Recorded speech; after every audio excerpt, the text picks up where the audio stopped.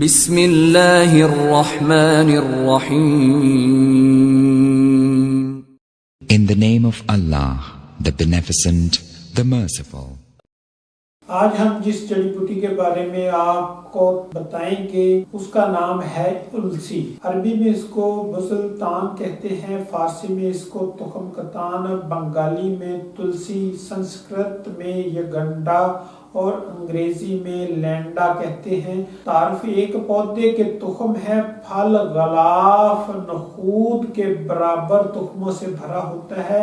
یہ تخم چھوٹے چھوٹے چمکدار چپٹے بیضوی اور قدرے لمبے نوکدار ہوتے ہیں. یہی تخم اور ان سے نکالا ہوا روغن دوا کے طور پر استعمال ہوتا ہے. مقام پیدائش پاک و ہند، مصر، ہالینڈ اور انگلستان. رنگت اور ذائقہ: تخم سرخ سیاہی مائل، پھول لاجونتی، روغن زردی مائل، ذائقہ پھیکا. مقدار خوراک کے لحاظ سے 5 گرام سے 10 گرام تک. افعال و اثرات کے لحاظ سے خشک سرد یعنی عضلاتی محرک، اعصابی محلل اور گنتی مسکن ہے. کیمیاوی طور پر خون میں ترشی اور گاڑھا پن پیدا ہوتا ہے. مزاج: خشک دوسرے درجے میں اور سرد پہلے درجے میں ہوتی ہے. روغن خشک تیسرے درجے میں اور گرم پہلے درجے میں ہوتا ہے.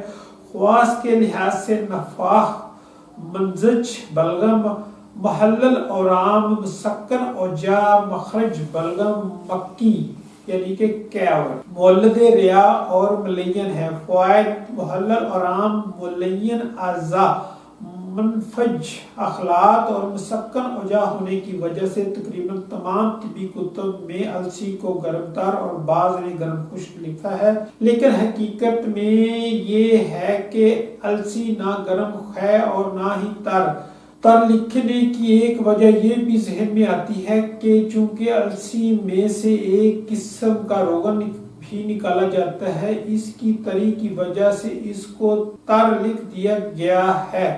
لیکن ایسا نہیں ہے، بلکہ بہت سے روغن سرد بھی ہیں اور خشک بھی ہیں. جیسے کافور ایک قسم کا روغن ہے، وہ سرد بھی ہے اور خشک بھی. جاننا چاہیے کہ جو شے محلل و ملین اور منفخ اور مسکن ہو، اس کا گرم ہونا ضروری نہیں ہے، بلکہ یہ افعال صرف خون اور دیگر خلاط کے ہیں، کسی شے کے نہیں ہیں. اشیاء و ادویہ اور اغذیہ کا کام یہ ہے کہ وہ خون اور دیگر خلاط کو مختلف اعضاء کی طرف اکٹھا کر دیتی ہے، جن سے وہاں پر ان کے افعال و اثرات اور خواص ظاہر ہو جاتے ہیں. یعنی جس مقام پر خون اکٹھا ہو جائے وہاں پر محلل و منزج کی صورت پیدا ہو جاتی ہے. جس مقام پر صفرا اکٹھا ہو جائے وہاں پر سوزش اور اکال کی سی حالت قائم ہو جاتی ہے. جس مقام پر بلغم اکٹھی ہو جائے وہاں ملین و مسکن کے اثرات و افعال میں گرم سرد کی کوئی قید نہیں، بلکہ ہر مزاج میں یہ صورت ظاہر ہو سکتی ہے، کیونکہ ہر مزاج کی اشیاء ادویہ اور اغذیہ مختلف اعضاء پر اثر انداز ہوتی ہیں اور اخلاط کو مختلف اعضاء کی طرف تقسیم کر دیتی ہیں.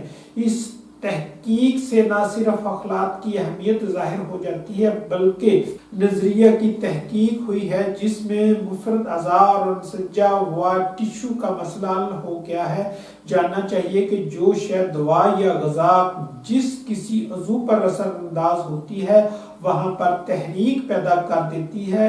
اس تحریک کے بعد کے عضو میں تحلیل ہوتی ہے اور اس کے بعد کے عضو میں تسکین ہوتی ہے.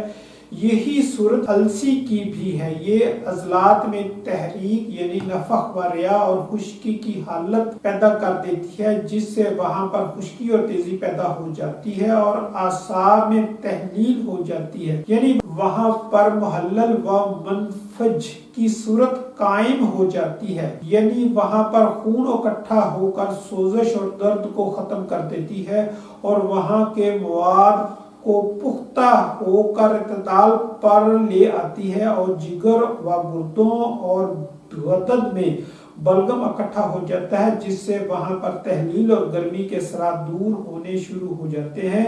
इस तरह अलसी के अफवाल व असरात और ख्वास जाहिर होते हैं। इस तहरीक की दीगर अशिया व अग़ज़िया और अदविया के भी यही अफवाल व असरात और ख्वास होते हैं। याद रखें कि अलसी और इसी तहरीक की दीगर अदविया मसलन नारजील वगैरह के इस्तेमाल से असाबी सोजश व दर्द और फोड़े फिंसियां दूर हो जाती हैं। अगर उजलाती व गर्मी की सूरतें हों तो मुफीद नहीं है। बाज़ मुआलिज अलसी की प्लेटस को तेज करने के लिए इस पर राई का सफूफ छिड़क देते हैं। राई की तहरीक भी खुश्क है, मगर इसमें कुछ हिद्दत है, इसलिए इसकी तहरीक खुश्क गर्म बन जाती है। ये बात फिर ज़हन नशीन कर लें कि उजलाती तहरीक में रतूबात और बलगम खुश्क हो जाती है और मवाद पुख्ता होकर बाहर इखराज पाता है।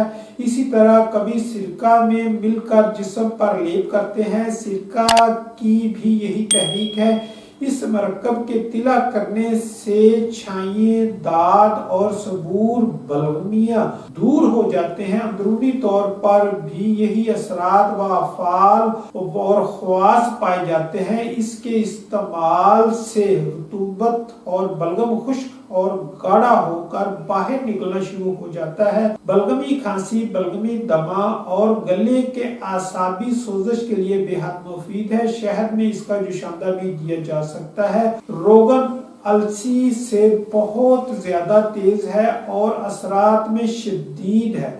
अक्सर बैरूनी तौर पर इस्तेमाल किया जाता है। असाबी जल्दी अमराज में मुफीद है। इसी मकसद के लिए मरहमों में इस्तेमाल किया जाता है। रोगन अलसी और चूने के हम वजन पानी मिलाकर मरहम तैयार करके जले हुए मकाम पर लगाना बेहद मुफीद है। फौरन दर्द व सोजिश खत्म हो जाती है और जख्म खुश्क हो जाता है। अगर आपको हमारी ये वीडियो पसंद आए, लाइक और शेयर कीजिएगा। शुक्रिया।